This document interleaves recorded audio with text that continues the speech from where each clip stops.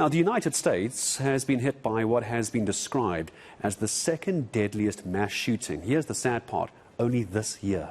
Now, the shocking attack, it's at a mall in the town of Allen in Texas, ended with 8 people dead and 7 wounded, only coming to an end when a police officer arrived on the scene and he shot and killed the gunman. Well, let me bring in Bradley Steyn. You might know the name, of course, experienced in infiltrating extremist groups, also the author and geopolitical security analyst, having personal experience, having witnessed a massacre similar to this, I think, in his teens. Bradley, good morning to you. I appreciate your time. Before we talk about this incident and what's triggering this, and actually what's the issue with this extremist violence over in the US, what makes this an extremist incident in your experience? Good morning.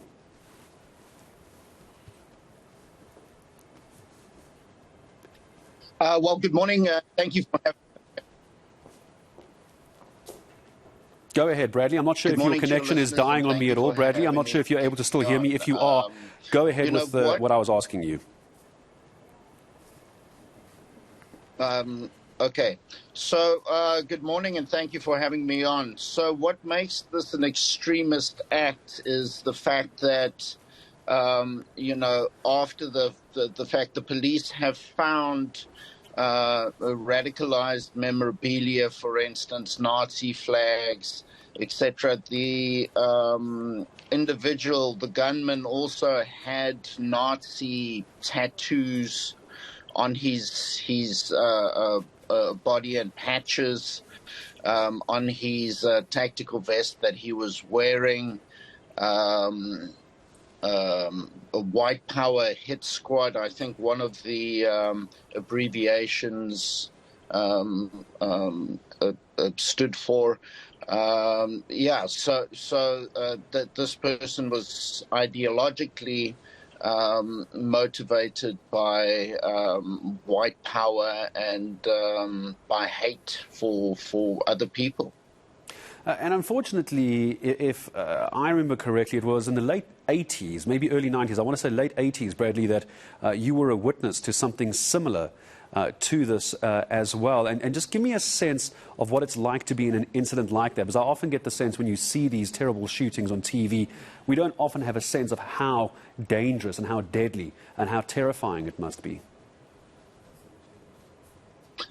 Yeah, that's correct. So on the 15th of November, 1988, I was walking across Streydom Square in Pretoria, and it's a very similar thing happened. There was a white right-wing fanatic called Barend Hendrik Streydom.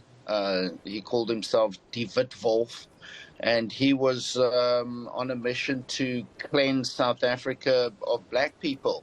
The incident took place on a sunny afternoon where he walked across the square and randomly just started killing black people.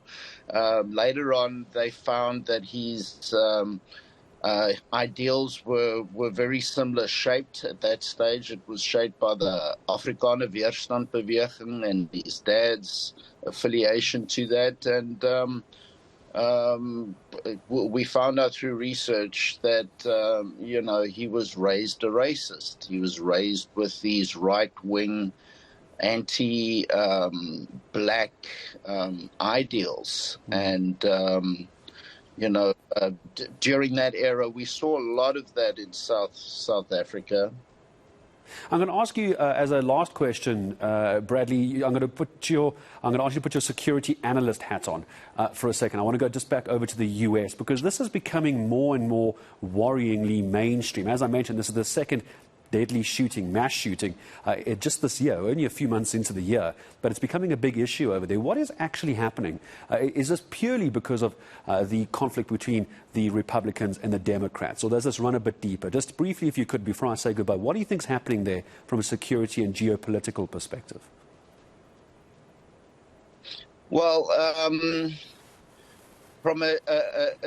actually, it's a national security issue because, with the rise, during the Trump administration, I think that people felt a lot more comfortable with the fact that, he was the the President of the United States, and it was during his administration, a lot of these types of radical right-wing and white power groups came out of the woodwork. The likes of the Proud Boys were very prominent, etc.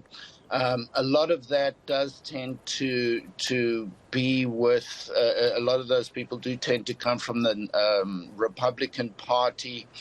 And you know, that radicalized mindset, because the civil rights movement had been dealing with this for many, many years. However, the Ku Klux Klan, who were the prominent white supremacists that used to impose violence on black people, had become a lot more subdued. But during the Trump administration, we've seen so much more of this. And the problem is that it's access to firearms. And we have the same problem in South Africa, access to firearms. We work very closely with a gun-free South Africa and making sure that guns don't get into the wrong people's hands. But it's also making sure that us as a community do look out for pre-incident indicators in behaviors of people, etc. And we communicate that to enforcement so that we can make sure that we can hopefully thwart these things before they actually roll out and happen. Yeah, it's important to have these discussions and keep this kind of discussion going so that the security forces but also the public understand how and why it happens, but also to know that something and organizations and experts like you are still watching out for something like this. Bradley Steyn, thank you very much. I appreciate your time this morning in joining us. Bradley Steyn, author and geopolitical security analyst.